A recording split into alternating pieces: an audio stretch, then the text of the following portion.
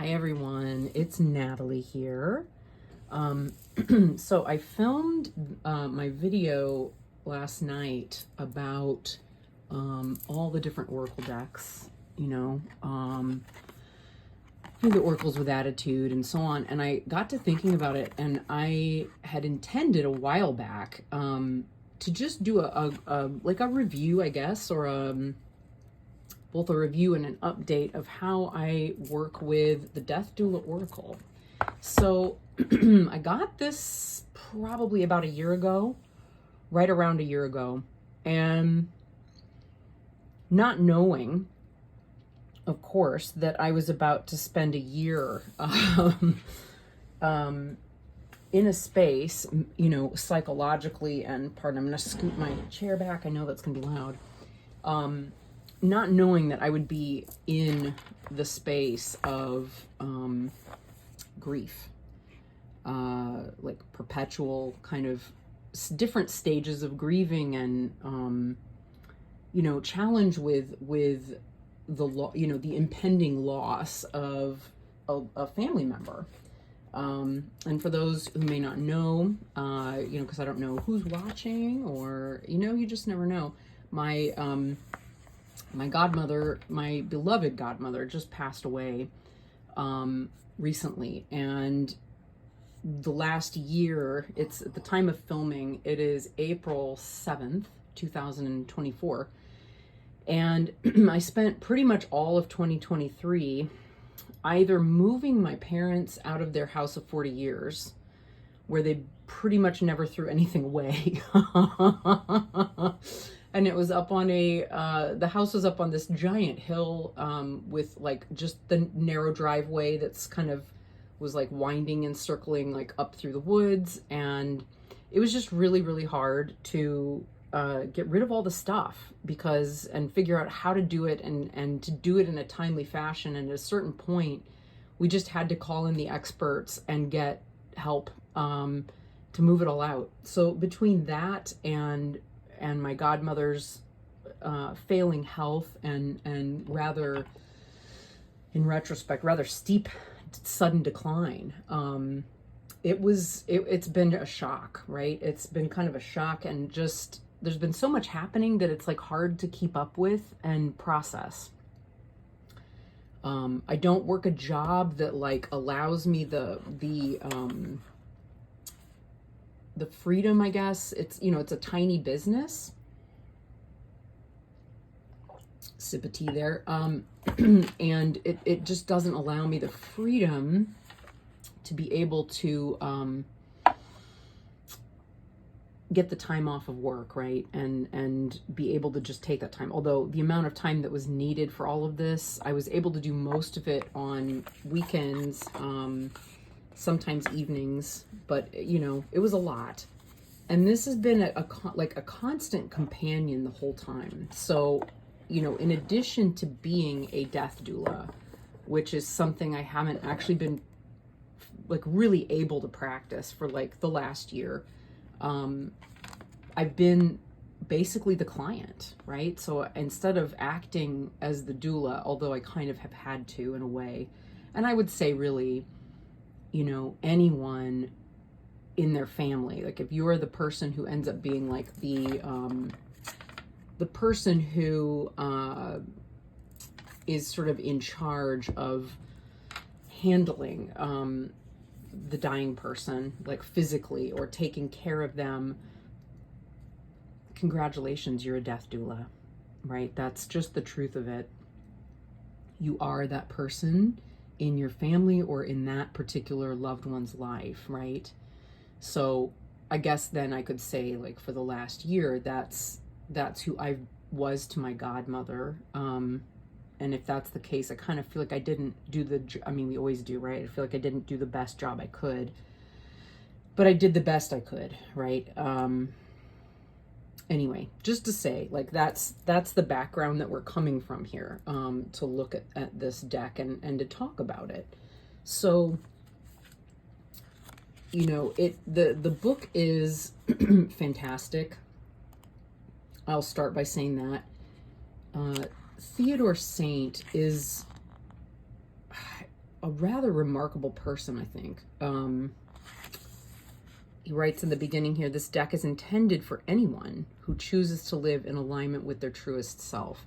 And I would say that that's absolutely the case where this deck is concerned. Really, very, very much so, because we're perpetually, I feel like I can say this as a Buddhist, in Buddhist practice, you look at the path, right? And everything is in a state of perpetually arising and decline. It's coming up and going down. So birth and decay and death are just a part of our lives. This isn't anything radical. It's just the way that things are. So as a human being who's negotiating that, this is a really fantastic deck.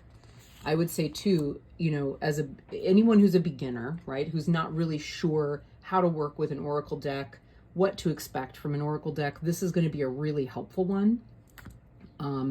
This is completely beginner friendly. And I would say that if you are a more advanced practitioner, it is simultaneously going to be, at least for some people, I know a few friends who felt like, it was great initially and they enjoyed it, and they kind of felt like they outgrew it pretty quickly. So there's to each their own, of course. But just to say that, like, advanced practitioners, don't be intimidated by this, right? And again, for anyone watching, right, who's never watched my channel and doesn't know me, I've been reading with tarot and oracle for God, it's embarrassing to me somehow. I don't know why it shouldn't be.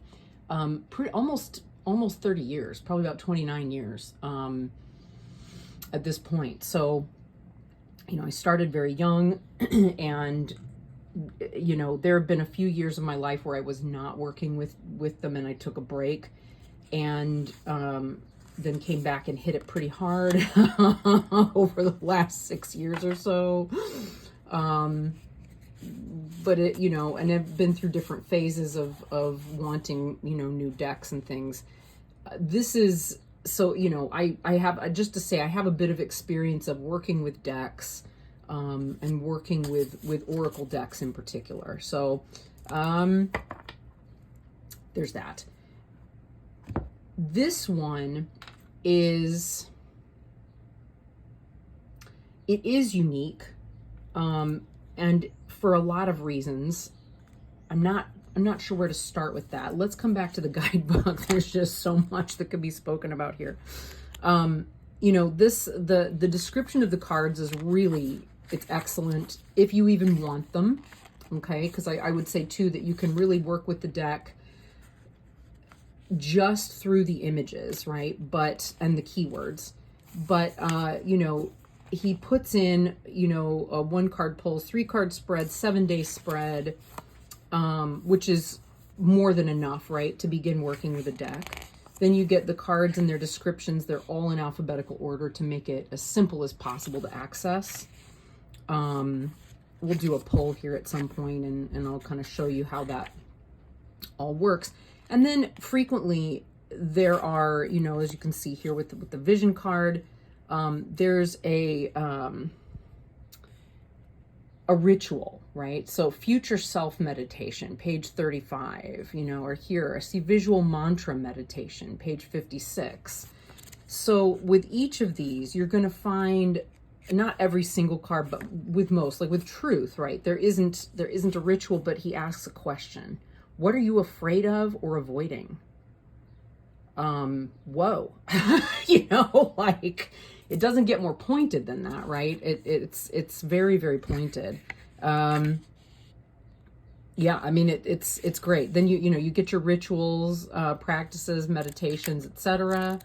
And some of them are really, really good. And then at the very back, lest we,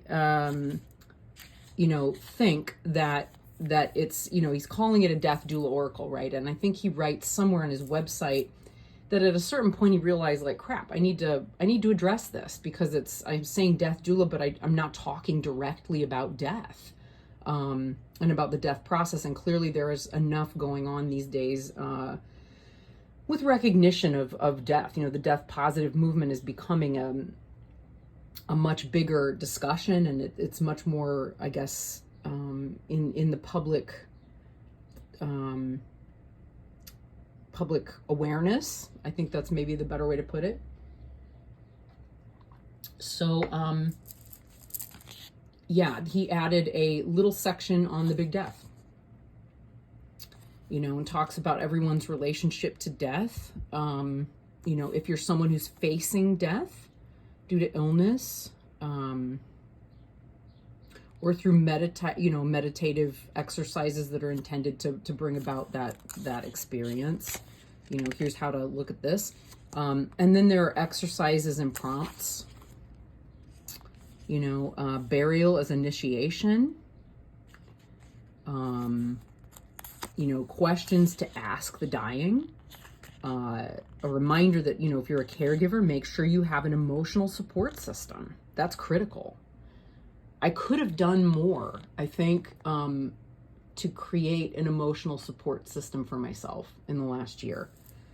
And in retrospect, I regret not having done that. There was also, it was hard to even get a chance to really, talk to anyone outside my family about things. But yeah, we got death spreads for tarot and oracle cards, which I think is great. They're really good. A fake funeral, exercises for being able to let go. End of life if you don't have religion. Talking about time, legacy, processing rage. It's a big one. That's a big one. End of life self-care, grief checklist, reassuring the dying. Grief checklist is great. So good. Hospice care tips. Yeah, I mean, now that I'm like actually cleaning out my godmother's house, well, her condo, although it's a size of a house pretty much, 3 bedrooms, 3 bathrooms, 2 floors. So it's a largish place. Now that I'm actually doing that, I can tell you, I'm recognizing that this is just going to be a process. I'm really at the beginning of the grieving process. So this is a deck I expect to continue working with, and we'll probably continue to update about as I go through that process as well. So let's just look at the cards a little bit. The style of the cards is wonderful. I would not say the amount of use that I've put into this deck is necessarily what I would refer to as like super heavy, right? You can kind of see a little bit of wear and tear on the gilding, which is any gilded deck is going to have. But even with that said, I don't riffle shuffle this deck a lot, but you can see it has developed a little bit of a bend for the few times here and there that I do. The cardstock is exquisite. It's absolutely, it's beautiful to hold, to touch, to listen to. The ASMR, you can probably hear this. The microphone picks it up so well on this camera. Is gorgeous. The backings, I was concerned about how white it is. It has not really created an issue for me. I have seen other tarot and oracle channels talk about how stricken they were by the drishti point on the backs of the cards. I have a lengthy meditation practice, and that for me is not so much a thing. Although I will say it does occasionally just stop me and kind of go, serve as a reminder of like, hey, just this for a second, just a second. In the midst of all of the stuff and the things and the overwhelm, take just a second. And it does provide a really nice contrast, to the busyness of the imagery. And the imagery is busy. It is photographic. And the images are, pretty much etched kind of into my brain, I think, at this point. They feel almost like scrying, I think. You get such a contrast. You get something as simple and straightforward as visual mantra. And then, actually ritual is not even particularly the most busy card here. Embodiment, growth is kind of busy. Fear, torpid. When you spend time with the imagery, I think, which is really the way in which I've worked with the deck, is just sitting with the images. And I think if most of us are visual people, whether we're aware, how aware of it we are,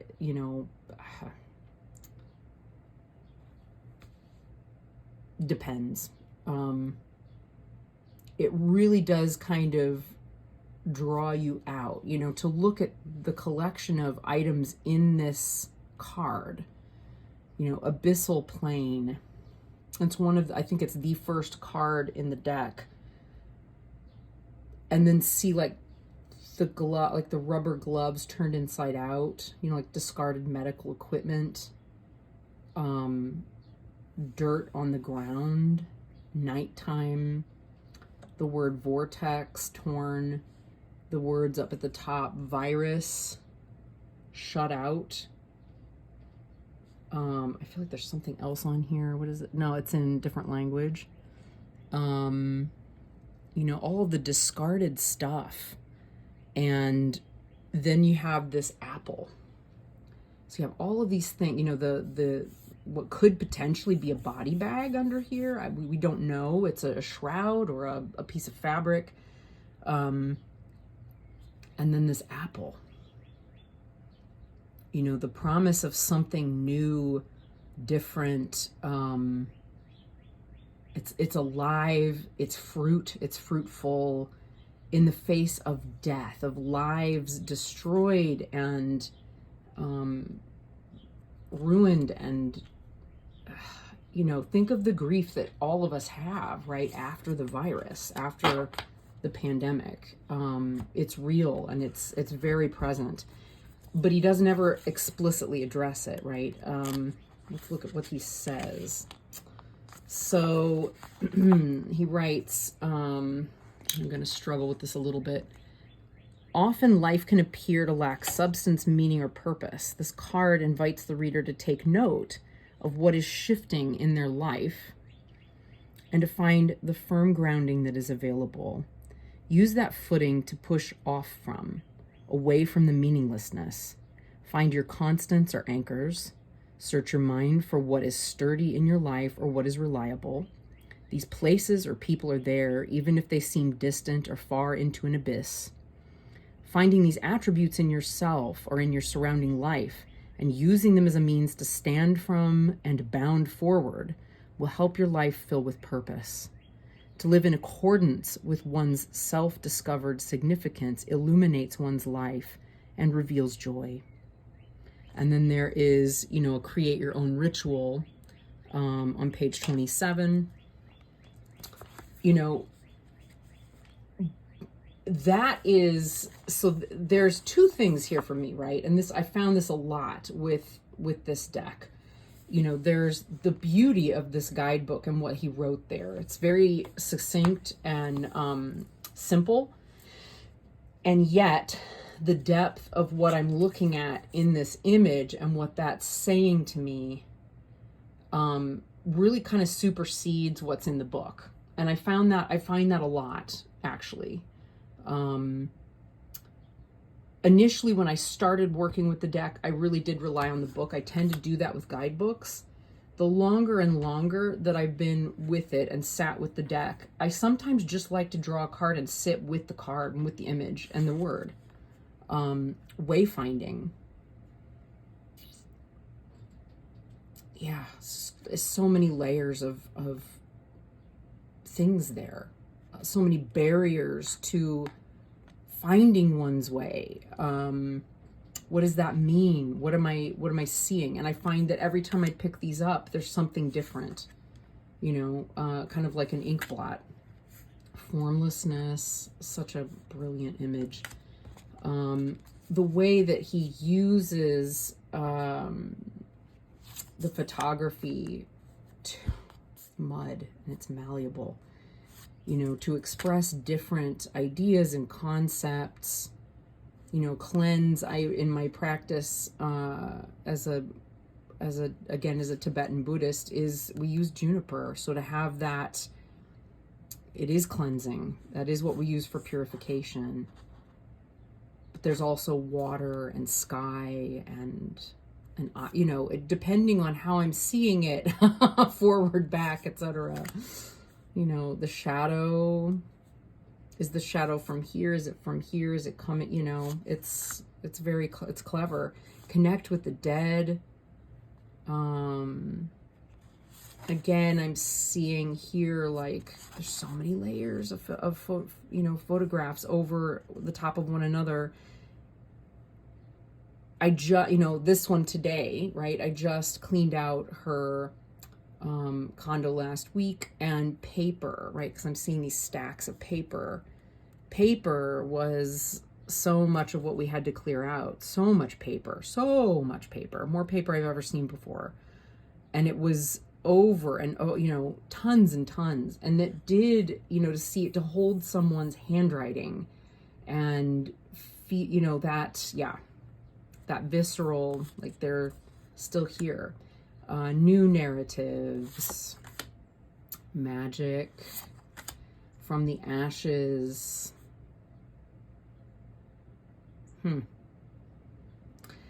Yeah, you know, this takes new meaning now, right? I actually put her urn in the ground.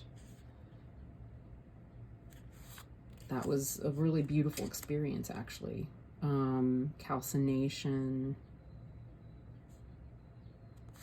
They just, depending on what you draw, you will see, almost like scrying, you just see different things that talk, you know, reflects back into your mind. Techno cleanse is such a funny one because, again, you know, we're talking about someone who was much older. She was in her 80s. So you can imagine if she really retired back in the early 90s, mid 90s, it was early 90s, the tech revolution was really just beginning at that point. So the amount of tech that's in her house, like old tech, is remarkable. Anyone who's like into old computers and stuff, so like techno cleanse, like where does this stuff go? Who's going to buy it? What do we do with it? Becomes a different contemplation, right? It gives you a different starting point to think through what is happening here. Disruption, God, that's good. This one came up so many times last year because there was just constant disruption. You know, with someone that's in poor health and they're trying to adapt to all of those changes themselves, you know, as the person who is, you know, dying and or having to be upended from their whole life because their health has been so compromised. Yeah, obsession.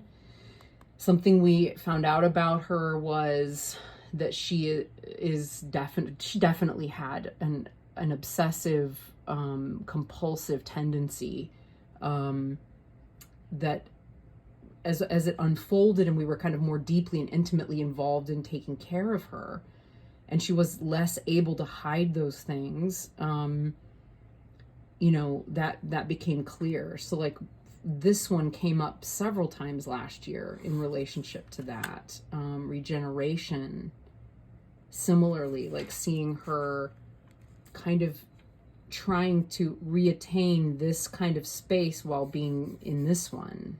You know what it's, yeah. The void, lower world, a lot of shamanic references in here, conjure, sexuality, pleasure, wisdom, very similar to the ritual card. I wonder if those were from the same shoot. Yeah, those two have a lot in common. But you know, again, because they're so different, you see, why do I put things down when I'm picking them up? You see different things in them. You know, they're composed of different stuff.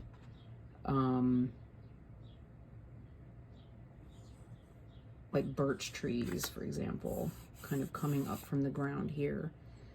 The footprint of someone that's already gone, that's gone before.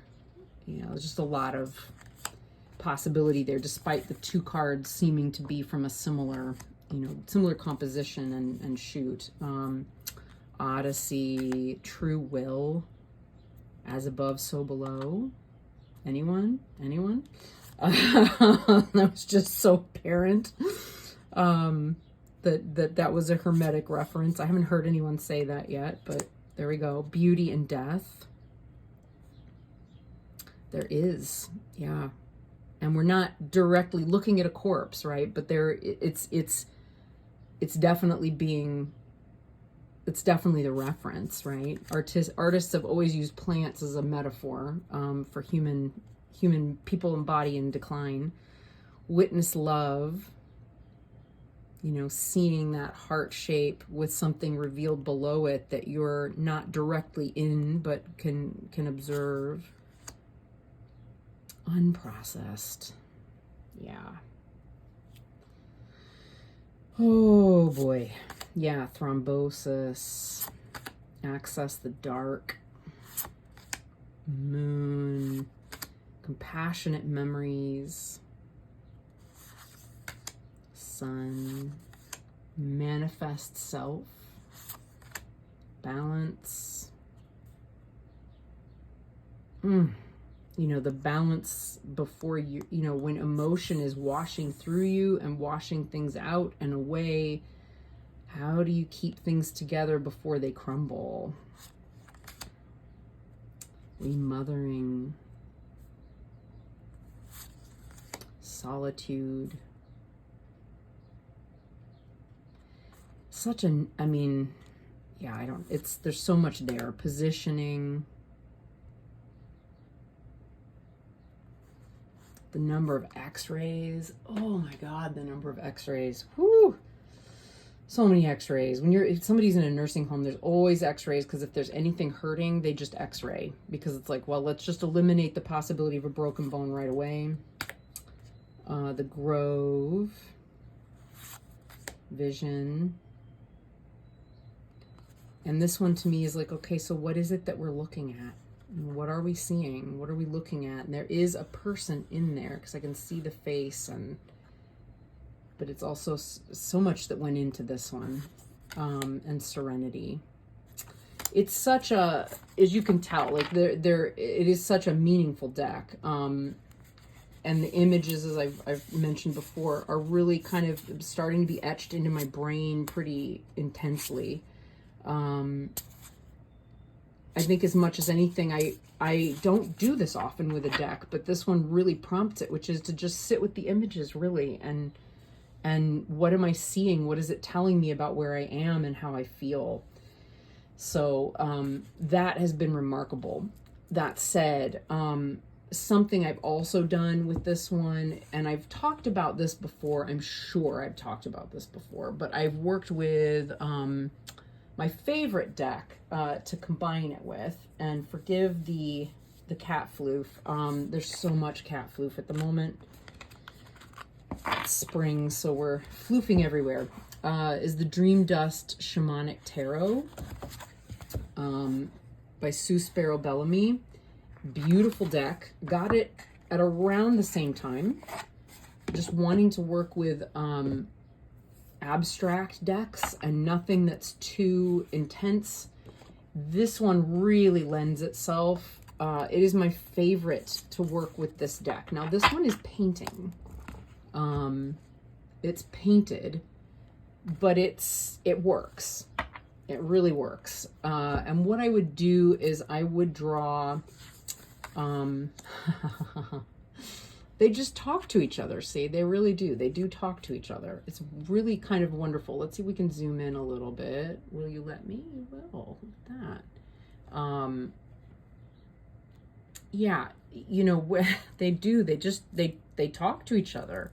Vision and strength. Look at that. You can't make this up. You just can't make this up.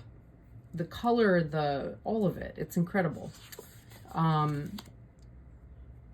Composition, it's rather wonderful. Yeah, the way they would talk to each other, I would usually draw three cards like for a day, and then pick one oracle, or just one and one. Because sometimes, you know, just seeing those similarities and the way that they mirror each other, and then say like, this is balance, this is the Four of Fire, right? That which ultimately is also about balance. So how am I finding balance? Do I need, you know, as suggested here, to celebrate? Do I need to, you know, what needs to be done? How do I create that harmony? How do I light a fire underneath of myself to pull myself out of overwhelm? You know, God, that's so good. You know, you can't make this up. I mean, as we're talking about it, manifest self and Two of Sea. You know, how do self and other interact? You know, how do we draw strength from one another? How do we manifest things through relationship? You know, it just brought up Earth Goddess, but then the Sun card, but the colors, you know. Yeah, you know, and each, yay, like each iteration, it just brings me joy. Like just to sit and flip through it like this brings me tremendous joy. Yeah, and see how, I mean, just, yeah, look at that. Woof, and these two, the way they mean the same thing to each other. You know, worry, adversity, isolation, hardship, feeling alone, poor health. Embrace your oneness with the tree of life to help you thrive. And this tends to be how I feel in the midst of a lot of unprocessed stuff. You know, it's so hard when there's so much to process, and it's really, really the hermit, you know, getting that space and distance in order to witness. Initiation and beauty in death. Initiation being the death card, number 13. And I mean, do you know what I'm saying? You can't make this up. I love it when that happens. Sometimes too, I find that like sitting and just going through decks like this, I start, you know, oh my gosh, look at that. The way that I start to see and understand things, it just opens up my whole psychological space. You know, Odyssey with water. You always have to have water with Odyssey. And Six of Sea. The Sun and Wisdom. That's a nice contrast. Chariot and Ritual. Like move. Yeah, move. Rituals move things. Wind Shaman and Pleasure. Wind Star and Art. So pretty. So yeah, all of that to say, Three of Sea and Sexuality. The Magician and Conjure. I mean, these kinds of cool, just love that. I love that. And this would happen all year. This has been happening all year. I have come back to this deck combination quite a bit, as you might imagine, over the last year because of how beautifully it works together. It does make me want to work more with abstract decks because I'm finding a lot more joy in them than I ever expected to. Makes me want to continue flipping because, like, look at that. The colors. And this is not a set of colors I associate much with this deck, right? But there it is. And the Lovers, the way that this one, the Void. Oh, picking up the color and so beautiful. High Priestess, wow, and she hid her obsessive tendencies. We have the High Priestess. And then we have that sort of verticality and that verticality here. Wow, yeah. Oh my gosh. Yeah, justice and disruption. The way the pointiness and yeah, the juxtaposition. This is the beauty of working with shapes and color and without and creating your own meaning. You know, of course I know the meanings of Tower and yeah, but seeing it like this is different. It shifts the way. Oh wow, that circular and the color. Wow, yeah. Sometimes I watch people do flip throughs like this and I'm like, are you seeing this? Are you seeing this? The Four of Wind and the word drift. Wow, yeah. Three of Fire and calcination.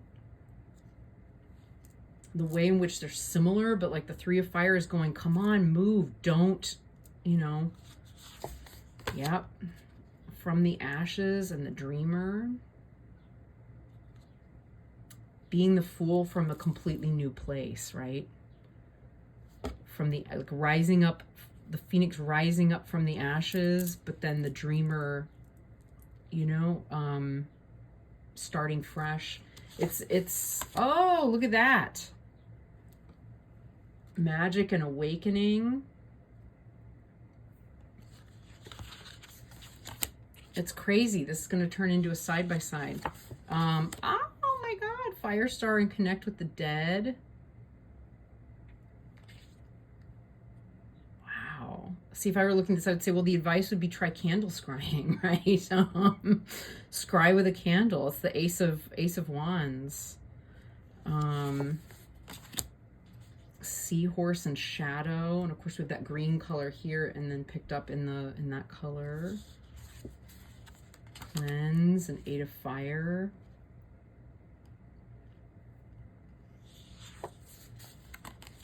Yeah, moon and malleable.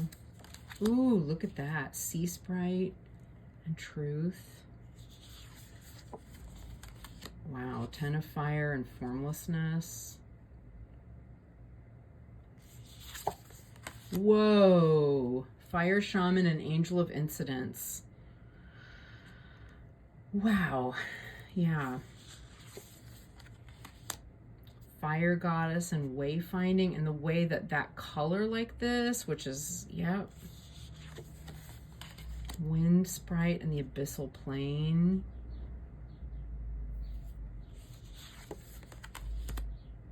The Emperor and Surrender, very contradictory messages there. I love that. Romance and Eight of Wind. Yeah, so you can see like fear and perspective. There's just so many ways in which they just talk to each other. So yeah, that's been a big, you know, a big part of it. It's hard to do the verbal, right? When you're grieving, it's very hard to do the verbal. And to have a deck that is you know, so visually captivating and full of, you know, different possibilities was really helpful. As you can hear, it sounds beautiful when you shuffle it. It's absolutely delicious. You know, I can't say enough about it. It's been beautiful to work with it. And I don't feel a need to do complicated spreads with it. Again, I'm not seeking the answers to life. I'm just looking for insight. So the way that I work with it is really just to pause, to get insight, to really just sit with imagery, to find and spark joy through, you know, and remember what it is to be joyful through playing, you know, with this deck, and then seeing how it talks to specifically to the Dream Dust Shamanic Tarot, because their conversations are always so enticing. But really, yeah, sometimes just having it and flipping through it is enough. So, it is rebalancing and very calming. So, yeah, so I offer that up as a oops, we can zoom back out.